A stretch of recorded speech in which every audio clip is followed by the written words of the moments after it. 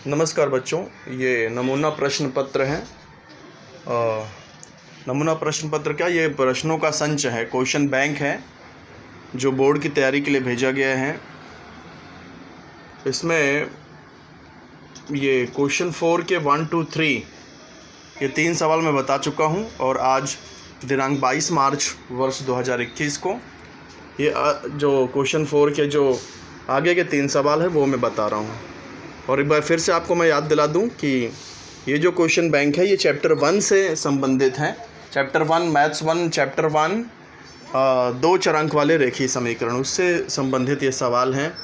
तो सबसे पहले चौथा सवाल समझ लेते हैं। एक गाड़ी है जो एक विशेष अंतर को एक निश्चित वेग से तय करती है। यदि गाड़ी का वेग 6 किलोमीटर प्रति घंटा बढ़ा दिया जाए तो वह गाड़ी जो है निर्धारित समय से 4 घंटे पहले पहुंच जाती है। और यदि उसी गाड़ी का वेग 6 किलोमीटर प्रति घंटा कम कर दिया जाए तो वह गाड़ी निर्धारित समय से 6 घंटे ज़्यादा लगती हैं। निर्धारित गाड़ी को समय दूरी तय करने में 6 घंटे ज़्यादा लगते हैं। तो वह गाड़ी तो कुल कितने किलोमीटर की यात्रा तय करेगी? उस गाड़ी को कुल कितने किलोमीटर की यात्रा तय करेगी, ये हमें ज्ञात करना है। तो आइए शुरू करते हैं। चौथा सवाल हम लोग मान लेंगे, माना गाड़ी का वेग x है और कुल तय की गई दूरी y है। अब इस सूत्र हम जानते हैं समय बराबर दूरी बटे वेग। तो इस सूत्र के अनुसार समय क्या हो जाएगा, y बटे x हो जाएगा। अब पहली शर्त क्या दी है कि वेग 6 किलोमीटर प्रति घंटा बढ़ा दिया गया है। तो वेग x था, वो अब x + 6 हो गया है। अब दूरी तो वही है, y ही है। तो अब समय क्या हो जाएगा, अब समय हो जाएगा दूरी बट्टे वेग, यानी कि y/x + 6। लेकिन शर्त क्या दिया है कि ये जो समय है, अब वो पहले जो समय लगता था उससे 4 घंटा कम लगता है, यानी y/x + 6 ये जो समय है ये पहले वाले समय से 4 कम है, यानी -4। तो ये तिर्यक गुणा करेंगे तो ये हो जाएगा y - 4x/x। फिर ये तिर्यक गुणा हो जाएगा तो x + 6 y - 4x का गुणा और ये x y का गुणा। फिर ये 2 ब्रैकेट हम लोग हल करेंगे तो इस तरह से मिलेगा। x y कटने के बाद में ये समीकरण 1 मिल जाएगा, -24x + 6y = 4x²। अब अगली शर्त क्या दी है कि वेग यदि 6 किलोमीटर प्रति घंटा कम कर दिया जाए तो जो समय लगता है वो पहले की अपेक्षा 6 घंटे ज़्यादा लगते हैं। तो 6 किलोमीटर प्रति घंटा कम करने पर समय क्या हो जाएगा, y/x - 6 दूरी बटे समय। लेकिन ये जो समय है ये पहले की अपेक्षा 6 घंटे ज़्यादा है, इसलिए इसको इस तरह से लिख सकते हैं। ये तिर्यक गुणा, फिर वापस तिर्यक गुणा हो जाएगा और हमें एक समीकरण 2 प्राप्त होगा। अब यहाँ समीकरण 1 और 2 मैंने एक के नीचे एक लिख दिया है। यहाँ पर ये -60x हो जाएगा, +6y - 6y कैंसिल, ये हो जाएगा -2x²। यहाँ पर -2 को मैंने लेफ़्ट साइड में शिफ्ट कर दिया और x को राइट साइड में शिफ्ट कर दिया, तो x 30 आ गया है। फिर x का मान हम लोग समीकरण 1 में मैंने यहाँ रख दिया है। समीकरण 1 में x का मान रखने पर y 720 मिल गया। अब हमें यहाँ पर सिर्फ दूरी ज्ञात करनी थी, तो इसलिए हमने ये जो y है, दूरी को हमने y माना था, इसलिए दूरी 720 किलोमीटर आ रही है। और प्रश्न में भी केवल दूरी ही पूछा है, इसलिए फाइनल आंसर क्या लिखेंगे, गाड़ी द्वारा तय की गई कुल दूरी 720 किलोमीटर है। तो चौथा सवाल यहाँ पर समाप्त होता है। 5वें सवाल पे आ जाते हैं। 5वां सवाल क्या है कि ये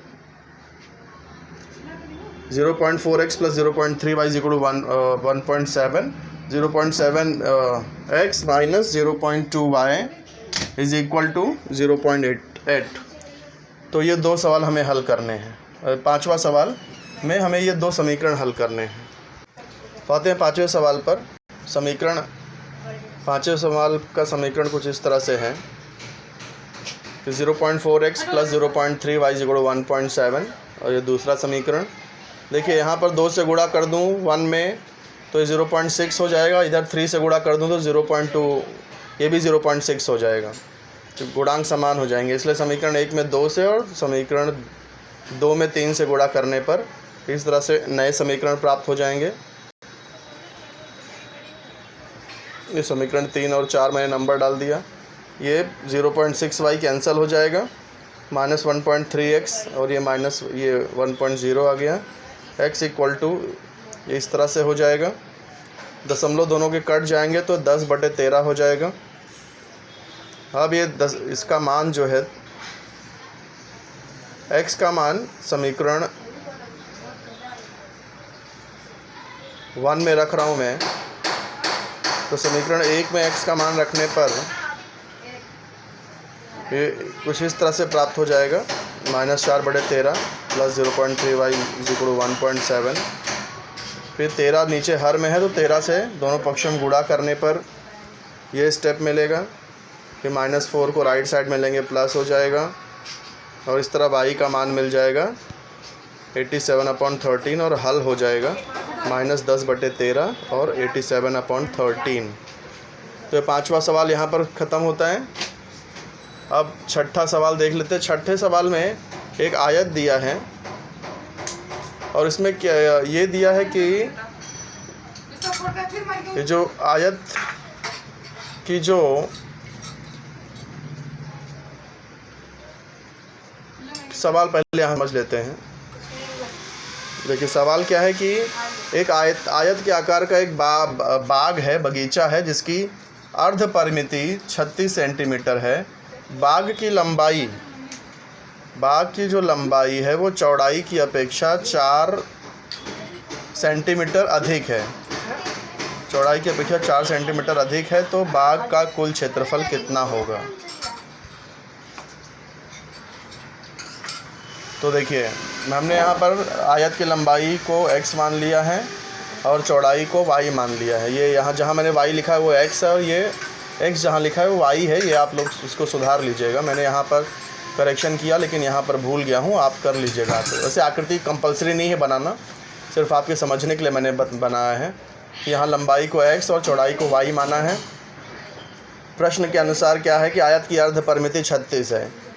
अब आयत की परिमिति क्या होती है, 2 लंबाई धन चौड़ाई, लेकिन अर्ध परिमिति है इसलिए आधा कर दिया यानी भाग 2 कर दिया, बराबर 36 और 2 कैंसिल यानी लंबाई प्लस चौड़ाई 36। तो लंबाई x है, चौड़ाई y है, तो x + y 36 समीकरण 1 बन गया।